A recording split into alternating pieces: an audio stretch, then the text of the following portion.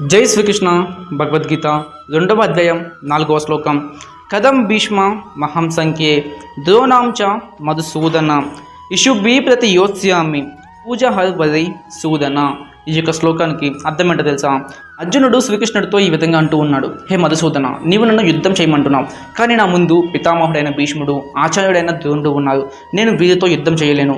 వీరు నన్ను చిన్నప్పటి నుంచి ఎంతో ప్రేమతో పెంచారు, ఎంతో ప్రేమతో నాకు విద్యా బుద్ధులు నేర్పారు. వీరంటే నాకు అమితమైన గౌరవ మర్యాదలు ఉన్నాయి. నేను వీరితో యుద్ధం చేయలేను, ఐ కాంట్ డూ ఇట్ అంటున్నాడు. కానీ మనలో ఎంతమంది అమ్మమ్మలకి, తాతలకి, నానమ్మలకి వీళ్ళకి మర్యాద ఇస్తున్నాం? ఇంకెంతమంది టీచర్స్కి, గురువులకి రెస్పెక్ట్ ఇస్తున్నారు? లేదు. మనం ఎప్పుడైతే పెద్దలకి అలాగే గురువులకి రెస్పెక్ట్ ఇవ్వడం స్టార్ట్ చేసామో అప్పుడు మనకంటూ ఒక వాల్యూ క్రియేట్ అవుతుంది. అది కూడా వాళ్ళ ఆశీర్వచనంతోనే.